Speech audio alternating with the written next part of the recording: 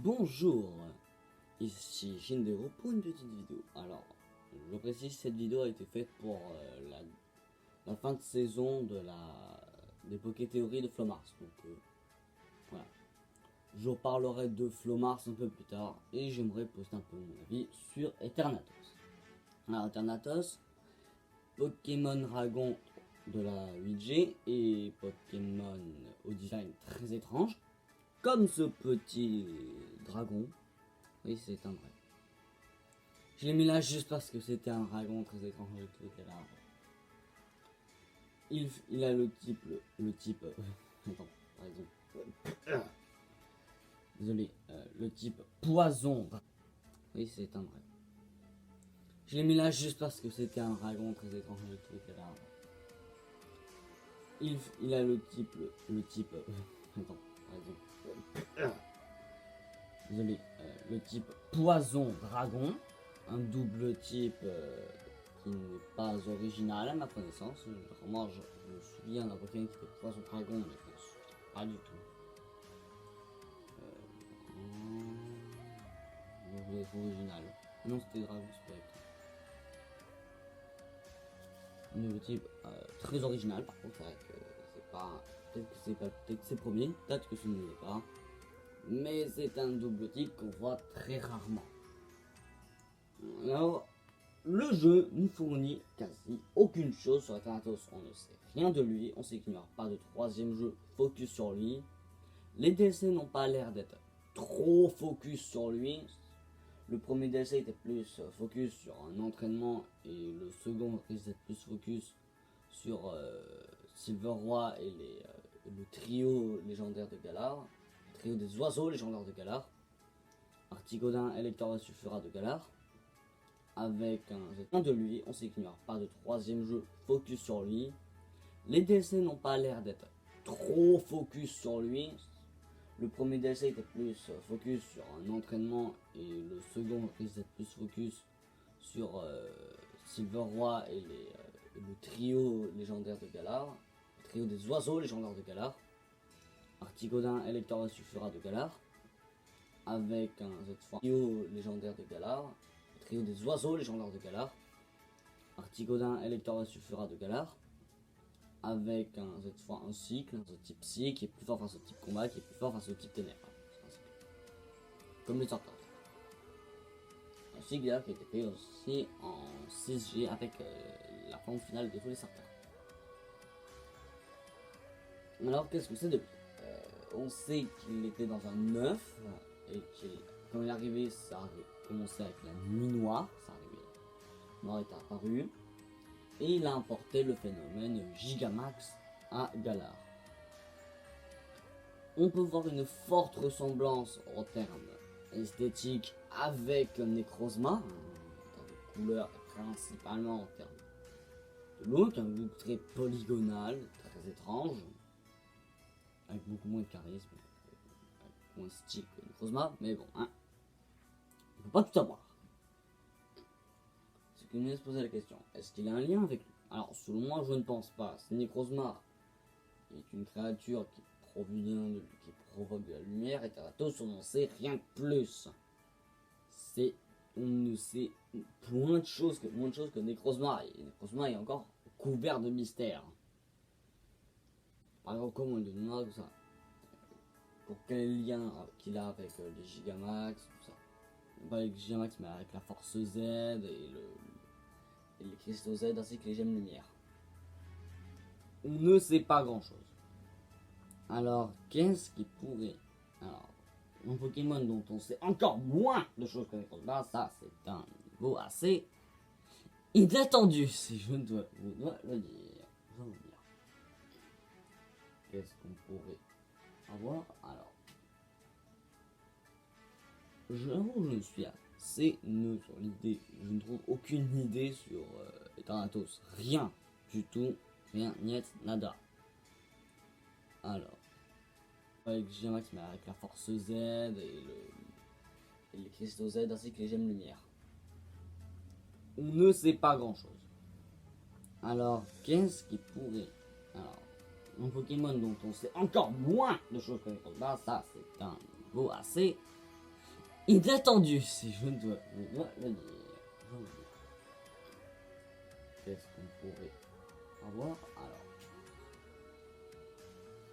J'avoue que je suis assez neutre sur l'idée. Je ne trouve aucune idée sur Thanatos. Rien du tout. Rien, niet, nada. Alors, qu'est-ce que pourrait être Thanatos?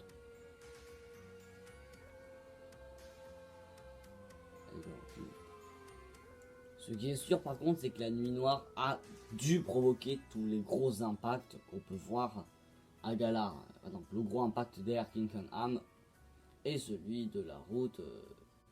Alors, Eternatos. Pourquoi a-t-il ce double type poison dragon? C'est une bonne question.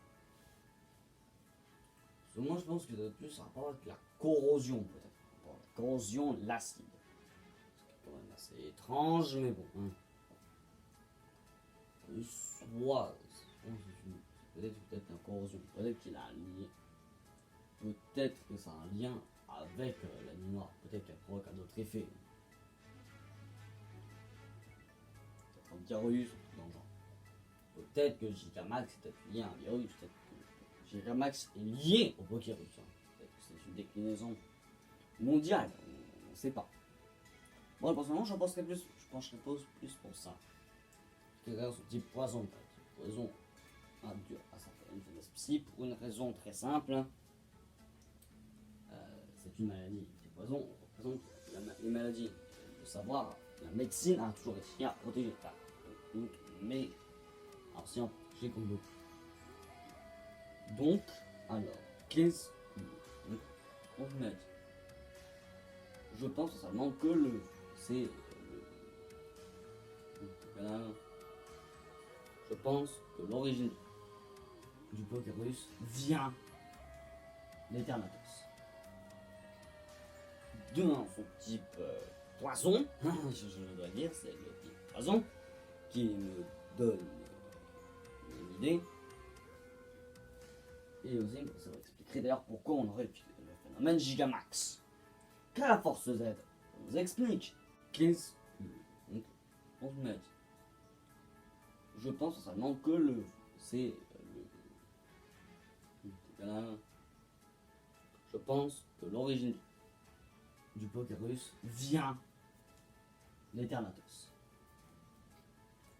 D'un son type poison, je dois dire, c'est le type poison qui me donne une idée. Et aussi, ça va expliquer d'ailleurs pourquoi on aurait le phénomène Gigamax. Qu'à la force Z, on vous explique. La méga bouchon, on vous explique. Le Gigamax, on vous explique pas. Aucune explication. Moi, ça va être par rapport à un virus qui reste là. Gigamax. Qu'à la force Z, on vous explique. La méga bouchon, on vous explique. Le Gigamax, on vous explique pas. Aucune explication. Moi, ça va être par rapport à un virus qui reste là. Le Gigamax. Et le Gigamax, c'est une forme de mutation du virus pour des espèces précises. Des espèces qui sont trop longtemps au contact du virus et qui a fini par muter.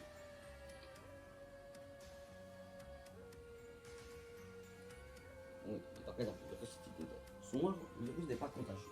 C'est contagieux que le Pokérus. Ok, la feuille de la nuit noire et de l'arrivée d'Eternatos sur Galar sous la forme d'un œuf. Vous pensez aussi que c'est une ultra chimère. Un autre truc. Bon, je reviendrai peut-être plus tard. Donc, son arrivée à Galar, on arrive dans le monde des Pokémon. Pokémon a pu emmener sa création d'argent, a pu emmener avec lui la création d'un virus qui au fur et à mesure a muté pour être plus facilement contagieux. Et ben voilà, et par exemple les virus qui sont dans des petites cavités,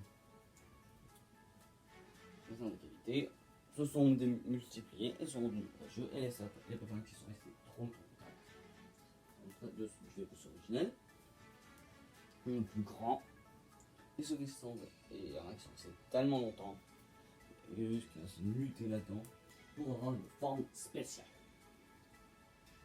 Selon moi, c'est la voie à suivre expliquée derrière le type 3 ans. Mais ce n'est qu'une hypothèse.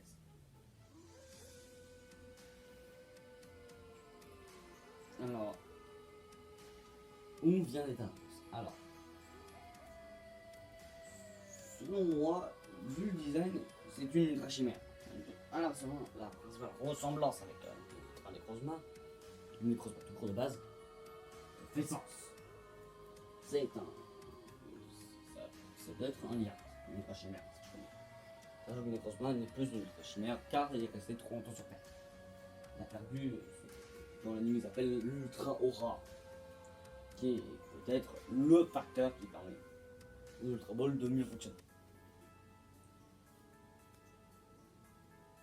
Alors, Eternatus est aussi resté très longtemps sur Terre. Il est très longtemps sur la forme d'un œuf. Et d'après Chéros avait parlé qu'il s'était réenmis dans un œuf. C'était réenfermé dans un œuf après la victoire des Asians et Zamazenta. Alors, moi c'est une ultra chimère. Je lis là, je pense même qu'il vient peut-être.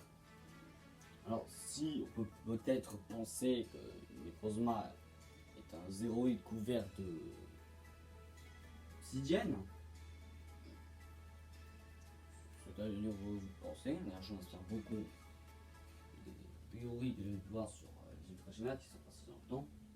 On peut penser qu'Athanatos est peut-être une version d'un Pokémon d'une chimère inconnue à ce jour. Dans beaucoup de périodes de l'ère géologique ne sont pas présentes.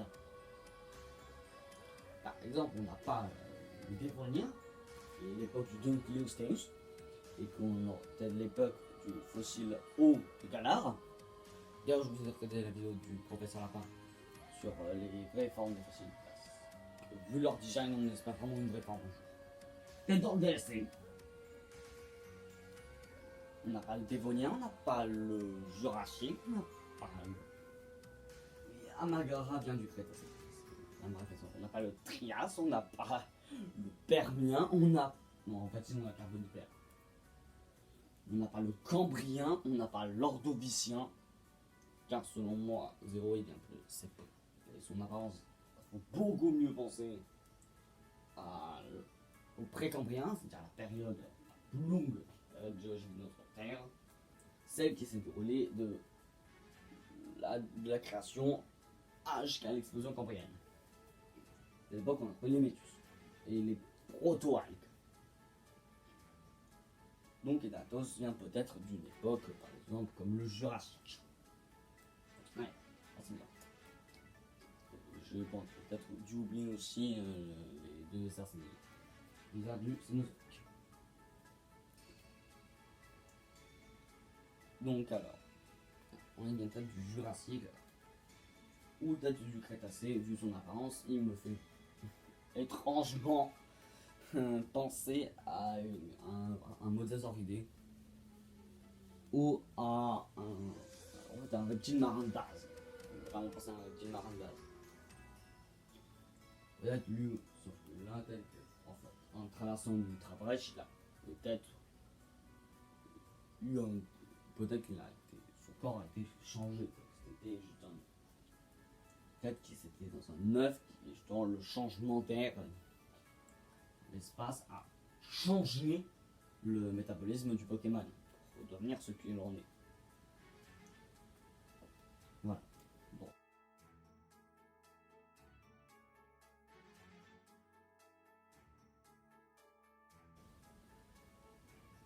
Voilà ce que j'en pense.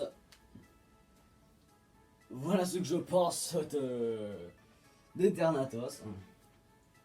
Je résume. Eternatus est à l'origine. L'apparition d'Eternatus dans son œuvre est à l'origine du Pokérus, qui est une déclinaison qui s'est traversé le monde. Le phénomène Gigamax est lié à un virus, pas le Dynamax, sauf que le Gigamax est lié à une mutation du virus pour certaines espèces, qui sont restées très longtemps à côté de ces lieux. où le virus se multiplie. Je ressens juste le virus Gigamax, d'où l'origine du type poison des Thanatos. Et il vient du Jurassique ou du Crétacé, comparable au Jurassique au Crétacé de notre humanité. Et il a été transporté en tant qu'un œuf dans une ultra brèche qui a changé son métabolisme. Et vu qu'il a resté très longtemps sur Terre, il a perdu son ultra aura. En tout cas, c'est tout ce que j'ai à dire.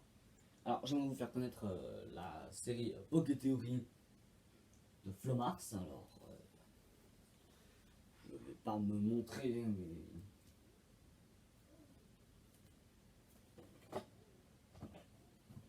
je vous montrerai peut-être un petit truc. Alors, faudrait que je le retrouve. Faut que je le retrouve d'ailleurs, mon petit truc à vous montrer. Oh. Bon, je fouillerai ça après.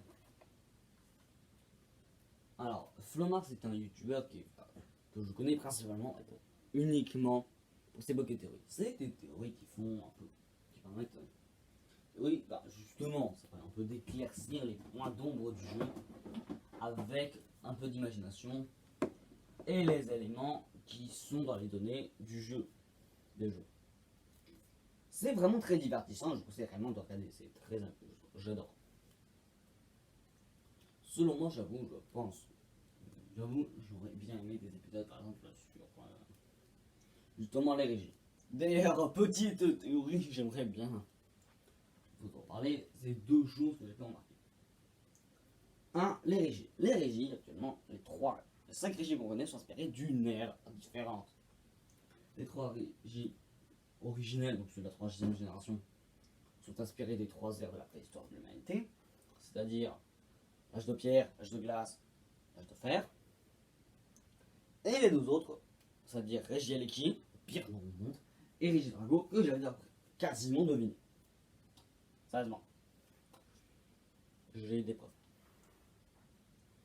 Regidrago est inspiré de l'ère médiévale, car dans beaucoup de pays du monde entier, beaucoup de civilisations différentes, il y avait des mythes par rapport à des dragons, en Europe comme en Orient. Et Regieleki est inspiré de l'ère moderne, une ère où on surutilise l'électricité. Troisième truc, Owen n'est pas inspiré de l'île au sud du